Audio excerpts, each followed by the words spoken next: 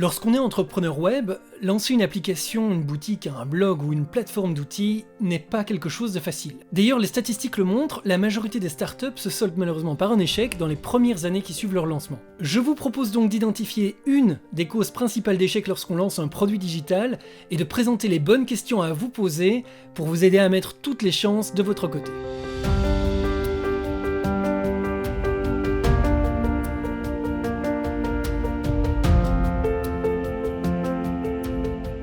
50% des PME font faillite dans les 5 premières années. Cette valeur, observée par l'INSEE, est relativement similaire partout en Europe, et pour les startups, certains chiffres vont même jusqu'à 90%. Lorsque les entrepreneurs sont interrogés sur les raisons de leur échec, ce sont souvent les mêmes causes qui reviennent en premier.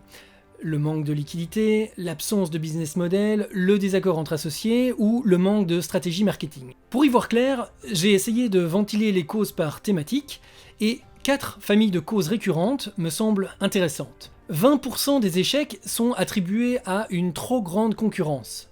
19% sont attribués à un défaut de compétences techniques.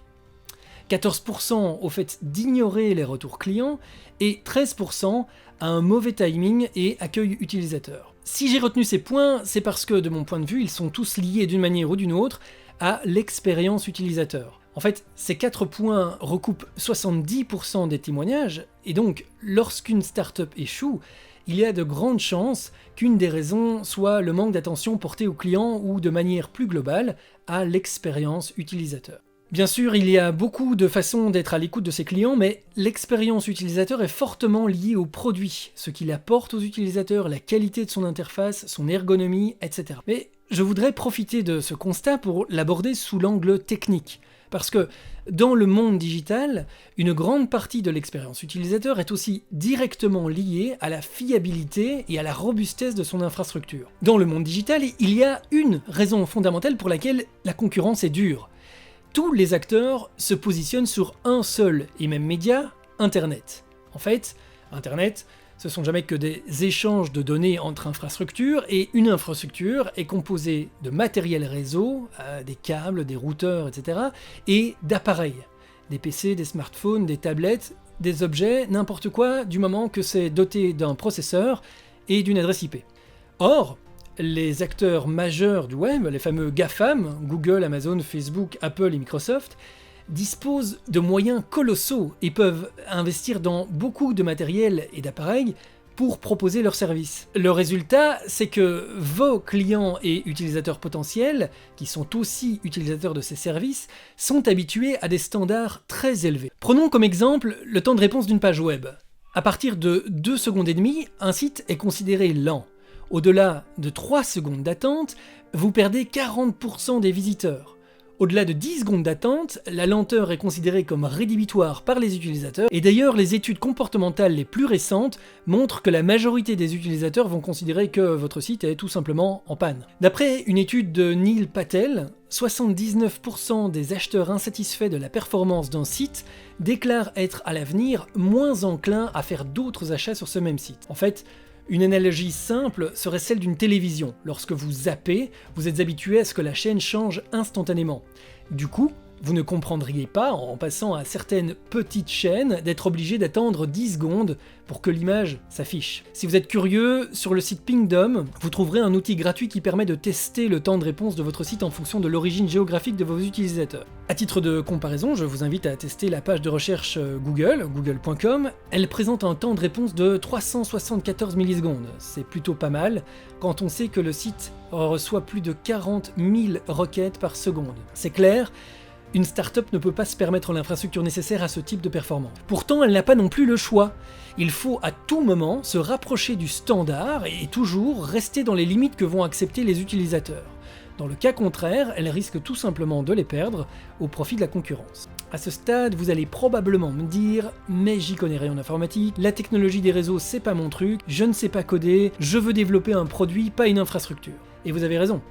Alors, j'ai une bonne et une mauvaise nouvelle.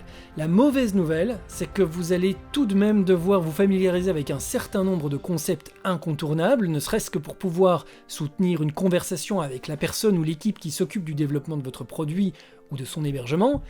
Mais la bonne nouvelle, c'est que vous n'avez pas besoin d'avoir une connaissance en profondeur et que vous devriez être capable de comprendre les concepts de base assez rapidement. Le bon côté des choses, c'est que depuis longtemps, il est possible de passer par des sociétés qui offrent des services de mutualisation d'infrastructures pour réduire les coûts d'hébergement. Si vous regardez cette vidéo, vous avez très probablement, et peut-être même sans le savoir, déjà hébergé du contenu chez OVH. Et si vous avez utilisé WordPress, Shopify ou Slack, vous savez qu'il existe de nombreuses plateformes et de nombreux outils qui permettent d'atteindre un niveau de performance tout à fait acceptable à un coût qui reste abordable, même pour les startups.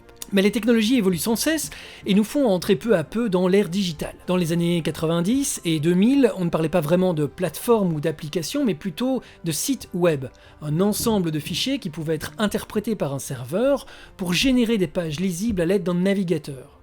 Ces fichiers pouvaient être hébergés sur n'importe quel ordinateur suffisamment puissant et qu'on pouvait avoir dans une baie informatique du local IT de son entreprise, ou même chez soi, dans son garage ou dans sa chambre. Aujourd'hui, on n'héberge plus vraiment des fichiers, mais plutôt de l'applicatif, qui va souvent nécessiter un ensemble spécifique d'outils logiciels, on parle de piles logicielles. Depuis quelques années, on assiste surtout à deux évolutions majeures. 1. La digitalisation des hébergements. On ne parle plus de serveurs mais de cloud. L'infrastructure devient un service à part entière, on parle de IaaS, Infrastructure as a Service, par lequel on peut louer des ressources, du processeur pour la vitesse de traitement, de la mémoire pour le nombre de requêtes en parallèle, de l'espace de stockage pour la base de données, et de la bande passante pour la vitesse d'accès. La deuxième grande évolution, c'est la virtualisation des couches logicielles. Désormais, on peut installer plusieurs piles logicielles, y compris la couche noyau, sur une même machine. Cela représente des opportunités et permet de faire plus de choses à moindre coût, mais cela implique aussi d'avoir une compréhension approfondie des composants d'une infrastructure et de leur orchestration. Selon moi, ces deux évolutions sont un atout pour les startups car elles leur permettent de bénéficier d'un effet levier considérable et du coup, de pouvoir rivaliser avec les géants du web. Pour conclure cette vidéo, encore une fois, il y a beaucoup de raisons qui peuvent expliquer l'échec de jeunes startups, mais si vous mettez l'expérience client au cœur de vos préoccupations, vous mettez toutes les chances de votre côté. Dans une autre vidéo, je détaillerai pourquoi et comment se concentrer sur ce qui apporte de la valeur à vos clients, quitte à laisser tomber 80% des fonctionnalités, mais pour l'heure, ce qu'il faut retenir, c'est que si vous avez un produit digital, il dépend forcément d'une infrastructure.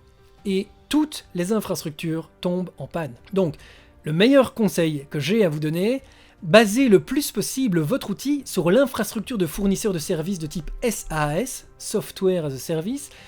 Les plateformes de ce type disposent d'une large bande passante et prennent déjà en charge toutes les questions techniques, la redondance de disques, la répartition des charges, les sauvegardes, etc. Si votre produit est trop complexe pour le permettre et que vous gérez votre hébergement vous-même, ou que vous faites confiance à votre équipe de développement, à votre agence digitale de communication ou à un ami hyper doué en informatique, essayez de passer en revue ensemble les 4 points suivants pour vous assurer que vous n'êtes pas en train de travailler sans filet. Pouvez-vous supporter la montée en charge? Pouvez-vous basculer sur une version de secours en cas de défaillance? Lorsque ce sera nécessaire, pourrez-vous migrer vers un hébergement plus performant avec un minimum d'impact sur les utilisateurs? En cas de scénario catastrophe, pouvez-vous basculer vers une page de maintenance qui donne au minimum l'impression que tout reste sous contrôle et que l'utilisateur est bien sûr le seul à avoir un problème et que vous faites tout pour que son accès soit rétabli le plus rapidement possible? J'espère que cette vidéo vous a plu. Pour reprendre les points que j'y présente, j'ai créé un guide qui s'appelle « Comment héberger sereinement son produit digital » que vous pouvez trouver en cliquant sur le bouton en dessous de moi. C'est 100% gratuit et vous n'avez même pas besoin de me donner votre adresse email. Si vous voudriez que j'aborde d'autres sujets du même type qui vous préoccupent, vous pouvez me laisser un like, ça m'aidera à savoir ce qui vous intéresse. Enfin, si vous démarrez une startup, que vous lancez un nouveau produit ou que les coulisses des technologies digitales vous intéressent, abonnez-vous à cette chaîne. Chaque semaine, j'y publie une vidéo sur un thème ou une étude de cas. Sur ce, merci et à la semaine prochaine.